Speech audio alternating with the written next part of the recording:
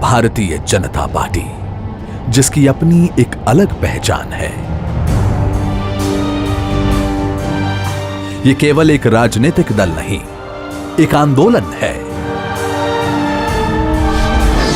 विचारधारा जिसका प्राण है, जिसके सिद्धांतों में निष्ठा है, जो भारतीय संस्कृति के गौरवशाली अतीत से प्रेरणा लेते हुए मां भारती को परम वैभव की ओर ले जाने को संकल्पबद्ध है।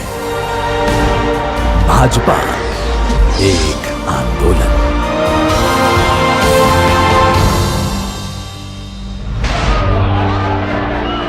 भाजपा की गाथा संघर्षों से गढ़ी हुई गाथा है।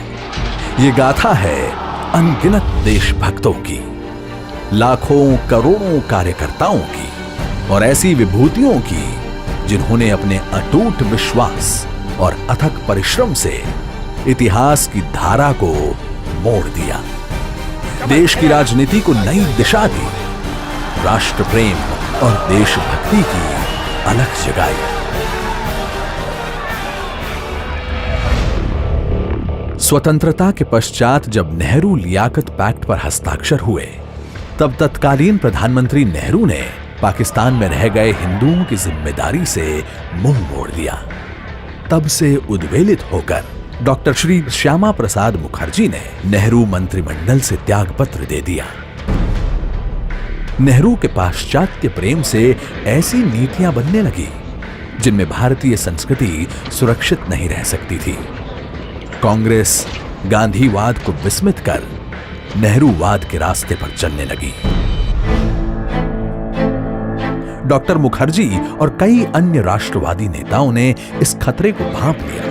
एक नए राजनीतिक दल की आवश्यकता महसूस की जाने लगी और इस तरह 1951 को स्थापित हुआ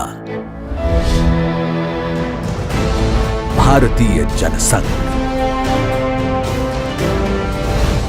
जनसंघ की ओर से मार्च 1953 में कश्मीर के पूर्ण विलय के लिए दिल्ली में सत्याग्रह आरंभ किया गया। डॉक्टर श्री श्यामा प्रसाद मुखर्जी ने तय किया कि वो बिना परमिट के कश्मीर में प्रवेश करेंगे। उन्होंने सिंह गर्जना करते हुए कहा था कि एक देश में दो विधान, दो निशान और दो प्रधान नहीं चलेगा। अपनी दृढ़ संकल्प शक्ति और जनता से मिल रहे समर्थन के बल पर 11 मई 1953 को श्री मुखर्जी ने बिना परमिट के कश्मीर में प्रवेश कर लिया और उनको गिरफ्तार कर लिया गया।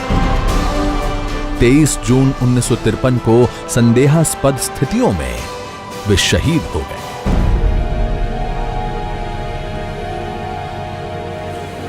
देश में शोक की लहर दौड़ गई।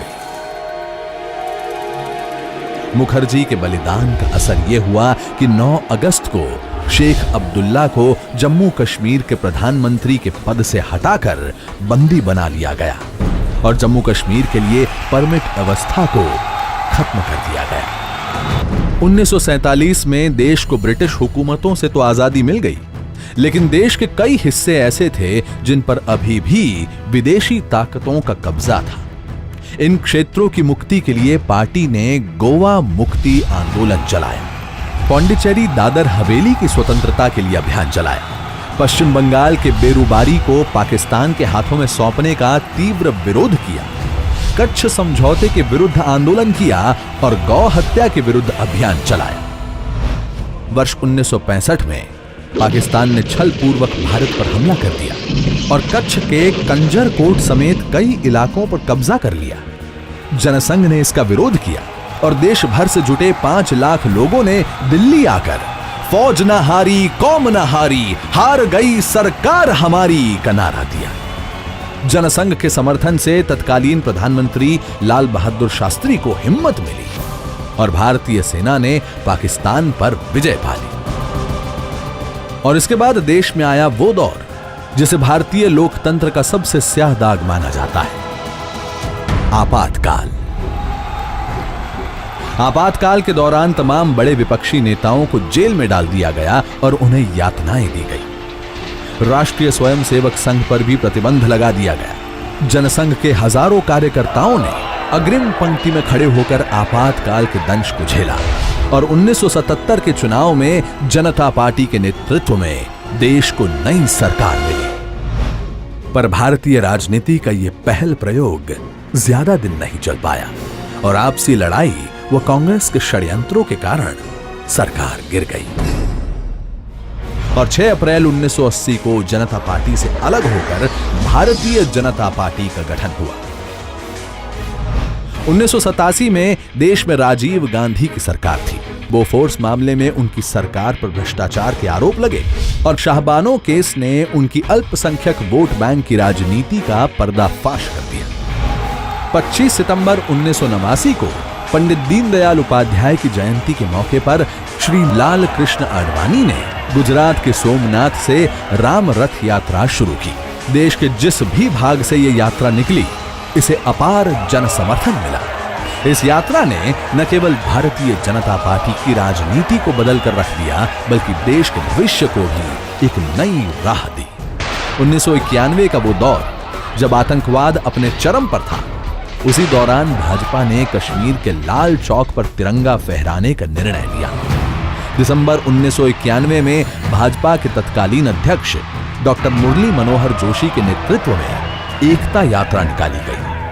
श्रीनगर के लाल चौक पर 26 जनवरी 1992 को तिरंगा फहराकर डॉक्टर जोशी ने भारत की एकता और अखंडता का संदेश दिया।